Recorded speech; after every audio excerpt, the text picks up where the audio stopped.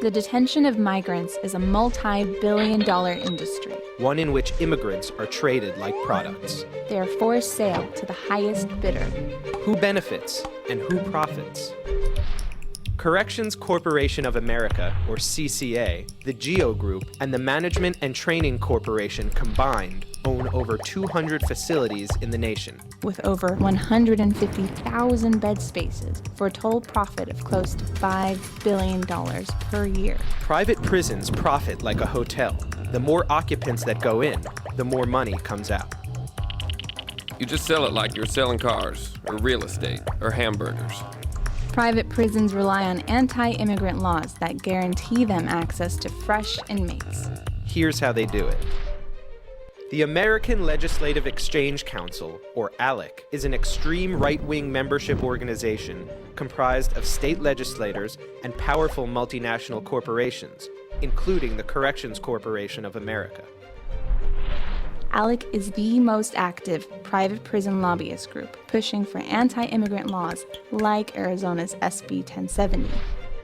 Russell Pierce, like CCA, is an ALEC member, one with obscure ties to national white separatist neo-Nazi groups. During an ALEC meeting, CCA and Pierce crafted a model legislation that became, almost word for word, Arizona's SB 1070. Whether people are undocumented or not doesn't matter.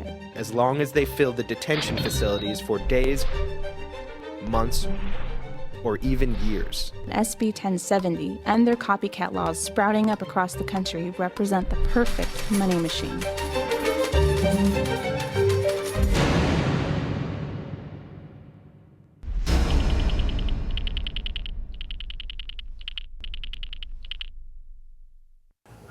Axel, you were the founder and producer of Cuentame. It was really powerful.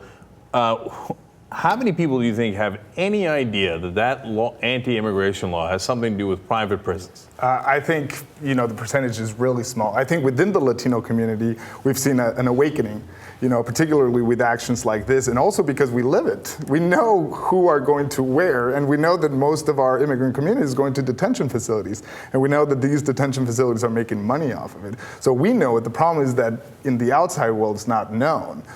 This video in particularly kind of raised awareness of it, but I think that there is a lot of work to be done, particularly the amount of money that is made in these facilities, the amount of money that is in the...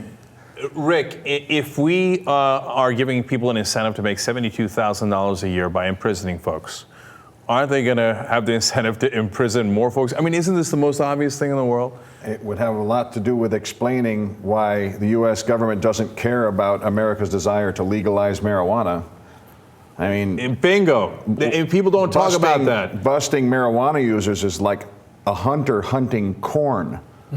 It doesn't run away, it just sits there, you just harvest it. It's the simplest thing you can harvest. Yeah, the war on drugs, I mean, this is like as futile as our embargo on Cuba. Like, does anybody think like, oh, another year and I think we're gonna win? No, the point is that we're not supposed to win. We're just supposed to pack people into prisons, among the many other terrible things that the war on drugs does. But, again, to this point of this insidious group, ALEC, this business group, that, and Steve, I find it logical. If you're a business and you want to make more money, of course you're going to do this. But it's insidious in that they buy our politicians and then get whatever they want, no matter what the cost is to the citizens. Well, that's because they would argue they are representing good capitalist values, that we want to privatize everything in this country, because the myth that I would say they're thinking conservatives. Some of us who grew up in an earlier age could see people like William Buckley, Barry Goldwater, who I certainly never agreed with, but these people were intelligent. And they spoke intelligently, and they spoke logically, and they were willing to debate. Now we don't have that anymore. We just have ideologues who are telling us that somehow privatizing things are going to help. But the worst thing is, when we privatize things like prisons, it also means forget about it.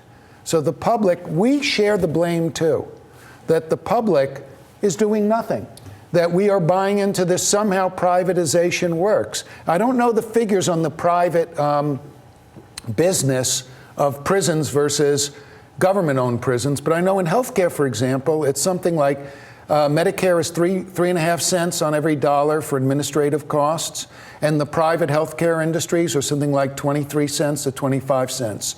So where does this notion that privatization makes things both more efficient and more just come in from? Certainly doesn't make much sense for the fire department. You know, there's like 3 houses get saved, and the one guy didn't make a payment. They're just sitting around having a smoke, watching his house burn down.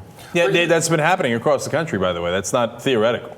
But here's the main thing. In public prisons, for example, or public health for that matter, is that there's no incentive to add more people to it because there's more cost. Right. In the private system, there is incentive to add more people because they make money per person. I mean, that's the main point, and that's the reason why we're seeing an expansion of detention facilities across the country. And why the video was great is that you get a sense of connecting the dots. So this guy's got an incentive to make money. So what does he do? He goes to a legislator and he says, look, I can give you campaign donations. Maybe after, if you lose at some point, I can give you a job. So now that guy's got an incentive to do this guy's bidding, right?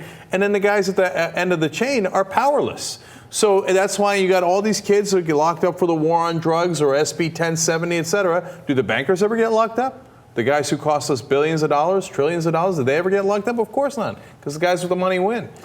No, and in fact, the head of the U.S. Marshals was a lobbyist for CCA, or worked, counseling. Oh, really? CCA. Oh, I see. So another thing I didn't know. how can you fight that establishment? In particular, what's sad is precisely to that point, that is selling the idea that they're better, that they're more cost efficient, that they save us money, and that we can forget about the problem. It's completely the opposite. One of the videos that we're releasing in the next couple of weeks deals with a town in Texas, Littlefield, that went bankrupt because one of these private prison corporations got a multi-million-dollar contract in the town. Right, and Jefferson County, Alabama was convinced by J.P. Morgan that if they did their sewer system that it would be cheaper.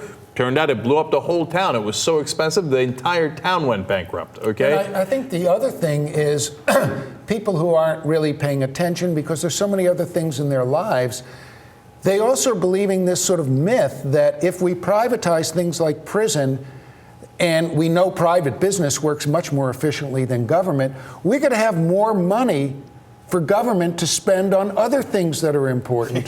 When in fact, all I can say is I would like to have if it's $200 a day to put a prisoner in there, that's $5,600 a month. How many of us would like that as our mortgage payment? Think of what the country would be if everyone could get $5,600 a month to pay their mortgage. And everyone thinks, the other great detachment is they think that they're somehow separated from this being taxes that they're paying for it. We have no idea how much we're actually paying for all these private things. Absolutely. In fact, the budget every year that we do the budget for DHS and for the amount of money that we're going to spend on immigration policy, it's coming out of where is it coming? And this money goes to private. Exactly. And this goes directly into the pockets of private. And it's so easy because then they turn around and they say, well, these guys had it coming. They're criminals. Right? Or they crossed the border illegally. Okay? Everybody had it coming. And then, so it's easy to marginalize these people. They pick on the most powerless, the weakest members of our society. It's supposed to be the other way around. We're supposed to protect the weak and the powerless, and we flip that on its head, and it's disgusting. You mentioned something in the video about neo-Nazi groups and Pierce's connection. What is that? Basically, Pierce has been, when he was leading up to getting elected as a state senator and president, particularly of Arizona, he had strong connections, which were already documented by different media groups, with different neo-Nazi groups and white separatist groups in Arizona. He was active with them. He particularly, posted pictures with them and dialogue with them. And that is the really strange but, obvious connections. There's a for-profit motive, and then there's a political agenda. And when those two connect, you have something like SB 1070. The movie Machete, so over the top. I watched it, I was amused by it. But then as you find out the real facts, you're like, Jesus, that's pretty close to true. Pretty much. It's unbelievable.